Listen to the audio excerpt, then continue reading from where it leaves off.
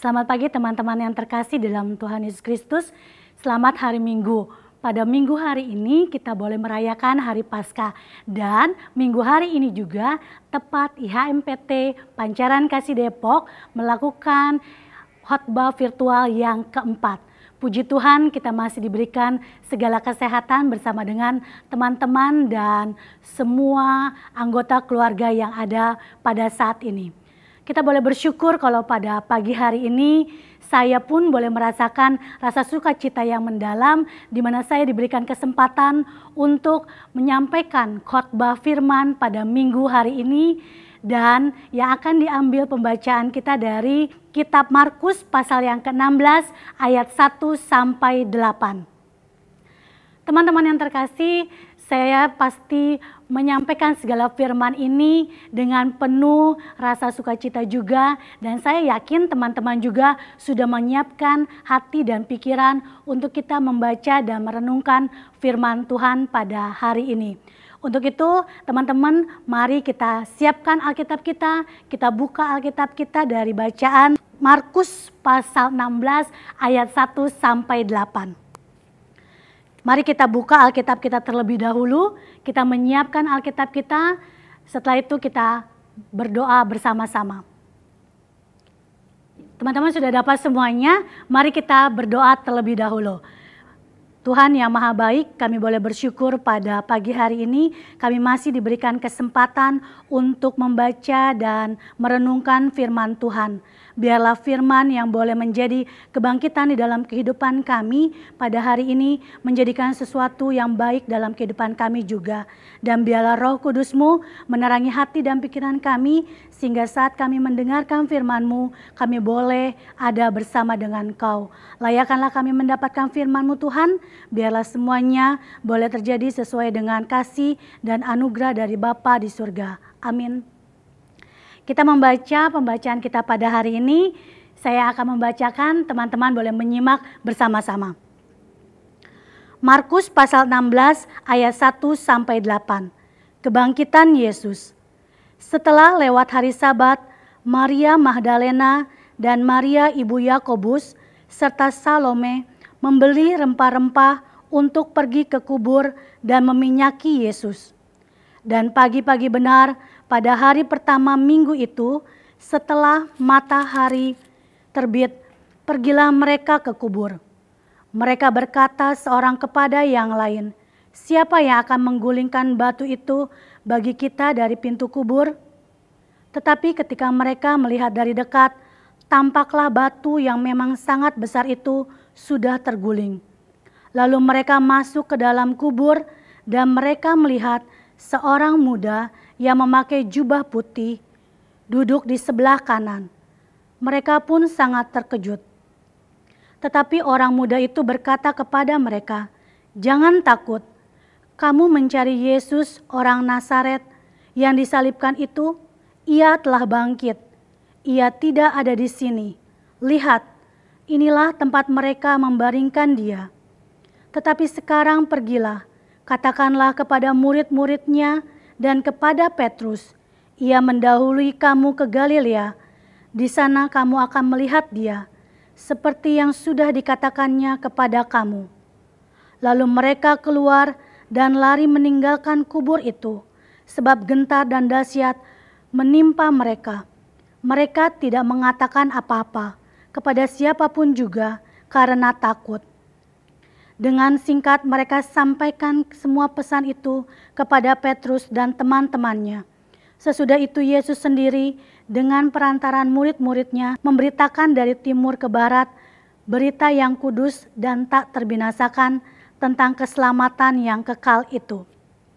Teman-teman, kalau kita boleh melihat dari setiap ayat demi ayat yang sudah kita baca pada pembacaan kita kali ini, kita mau merefleksikannya bagaimana situasi dan kondisi yang ada pada saat ini. Tentunya teman-teman saat ini sudah mengalami masa-masa di mana teman-teman sudah mulai merasa bosan, mulai merasa boring, atau bahkan lebih kepada teman-teman sudah mulai merasa kegabutan di dalam diri teman-teman. Kenapa? Karena teman-teman merasa bahwa kok saya sekarang ini dalam kondisi saya harus diam di rumah, saya harus melakukan segala sesuatunya dengan sangat terbatas. Saya merasakan diri saya benar-benar berada di dalam pagar-pagar tembok rumah yang tidak bisa saya lewati.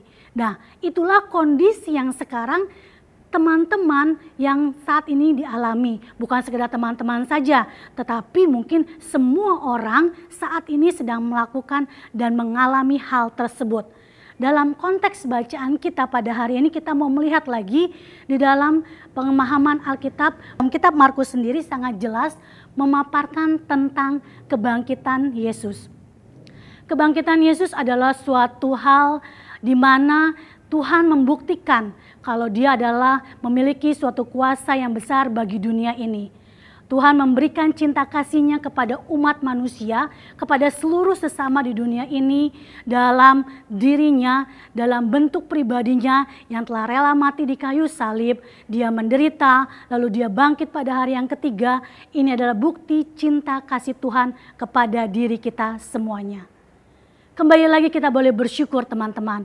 Di saat kondisi kita yang sekarang ini, dalam kondisi virus COVID-19 ini, kita boleh bersyukur.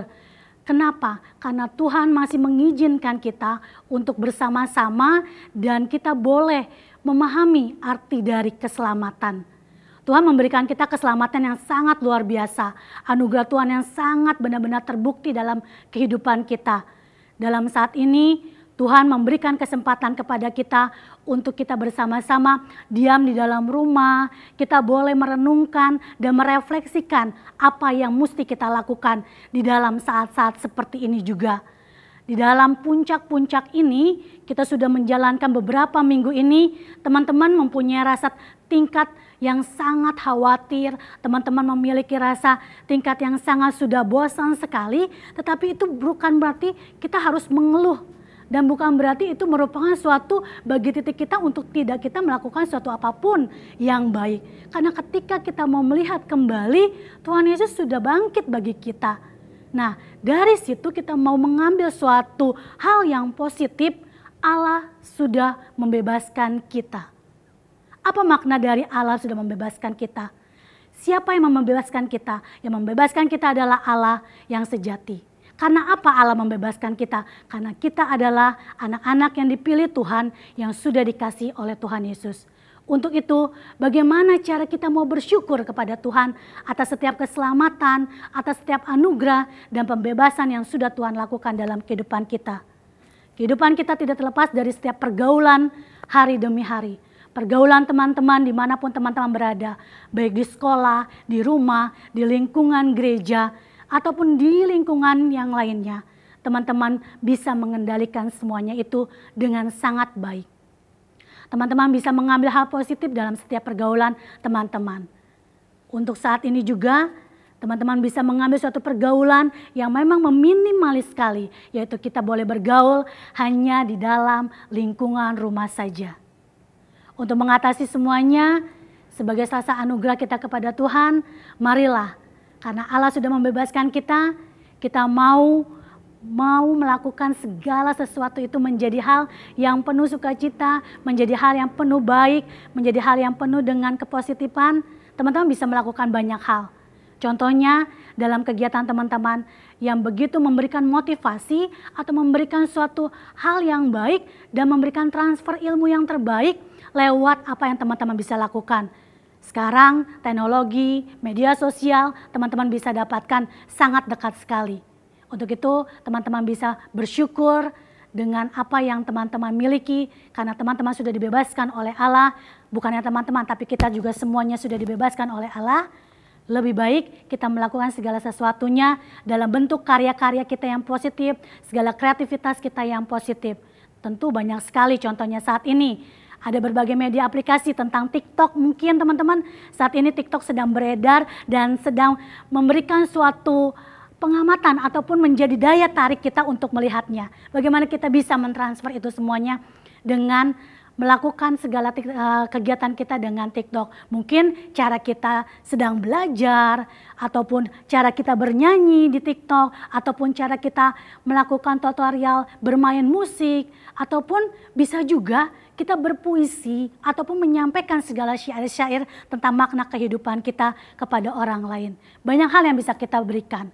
Contohnya, kalaupun teman-teman bisa bergerak dan memiliki jiwa seni, teman-teman bisa melukis, menggambar, membagikan hasil-hasil desainnya dengan baik.